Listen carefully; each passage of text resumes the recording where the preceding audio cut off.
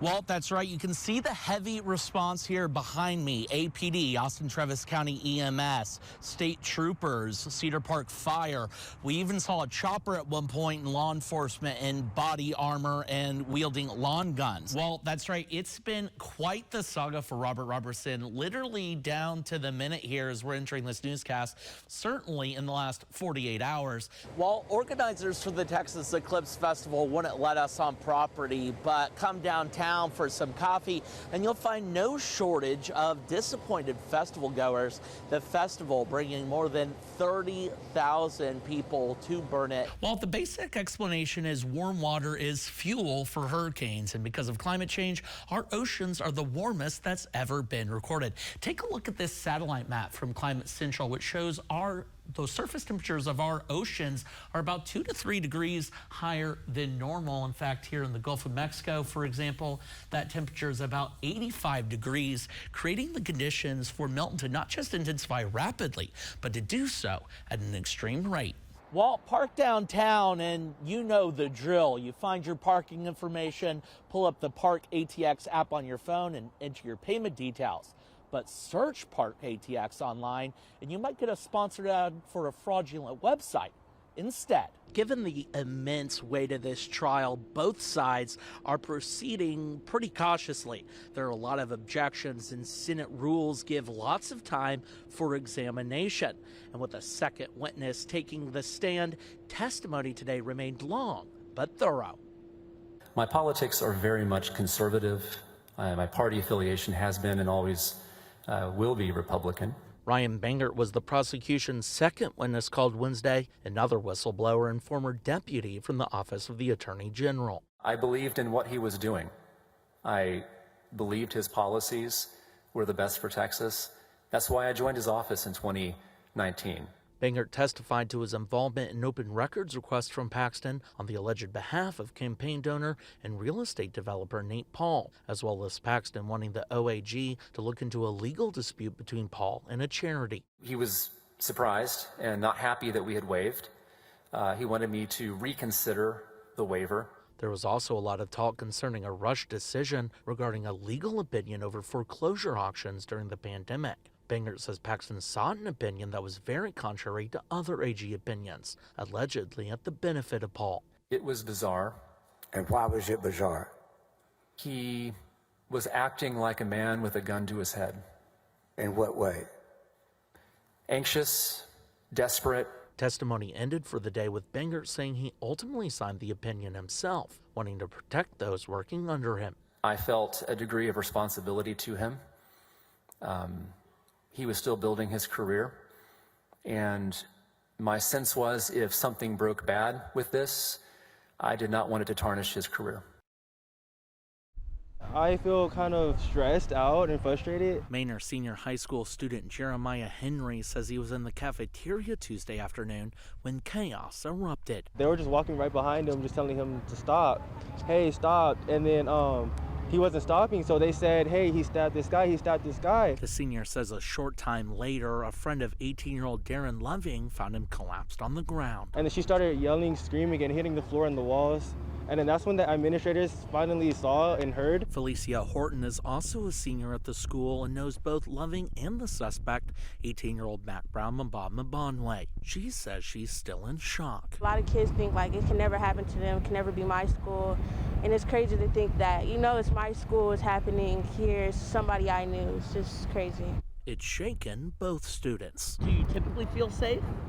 In Manor, not really, mainly because this isn't the first time something like this happened. Henry says he wants to see more security at the school. Just starting it off, just at least maybe metal detectors even. And Horton hopes the student body can come together. I just think we need teachers, students, need a lot of counseling. I think that students need to have more sympathy for this situation. You've got some vulnerabilities here. When it comes to her home of 32 years. We have guards. We do have guards. Kathy Pollock of Steiner Ranch is always looking to make it safer. We just got a new roof. and we have hardy on, you know, our soffits and everything. So I think we're kind of ahead a little bit. As wildfires continue to burn in Southern California, It's just a horrible tragedy. she's reminded of having to evacuate in 2011 when a wildfire came close to her own home. We drove over across Lake Austin and had a friend that lived where you could watch the helicopter come dumping all the water for the fires. Rachel Nertzler with Lake Travis Fire Rescue says Steiner Ranch and Los Angeles have a lot in common. We have similar terrain to Los Angeles. We do have some dry weather. We do have houses that are very close to each other. That's why her department is encouraging homeowners like Kathy to schedule walkthroughs of their properties with the fire department to point out potential wildfire hazards. You've got some firewood here. That's Dustin Dunn's job. These embers can potentially travel up to 5 miles, and if they land on your structure or in the immediate area, this is where we have structure ignition. He says it's important to keep your gardens, roofs, and gutters clear of dead debris and to clear a 5-foot space of anything flammable around your home. That vegetation has shown to be one of the critical vulnerabilities in these types of wildfire events. Might sound like a lot of work, but Nertzler says it doesn't have to be. Take an hour on a weekend, an hour on a Saturday, and do 1 or 2 things. That will go a long way. And Kathy says the work is worth the peace of mind. That's really the key, is education, making people aware that yes, it could happen to all of us. Willie Ross is an artist, Art and music were the only things that ever made sense to me. but his art extends far beyond his piano keys. If you've ever been downtown, you don't have to go very far to catch one of his iconic murals. Seen a lot of people coming from this wall. Even some of my friends that visited Austin was one of the first places they came. Ross painted Austin's own Willie Nelson on this wall during South by Southwest in 2016. My friend Adam Brewer, that did Heart of Texas Rock Fest, and he was like, you know, maybe we should do Willie Nelson, you know, because he's iconic to Austin. And I was like, yeah, that's a great idea. But after a fire in the abandoned building this mural calls home, the decision was made to tear it down. I got a little emotional.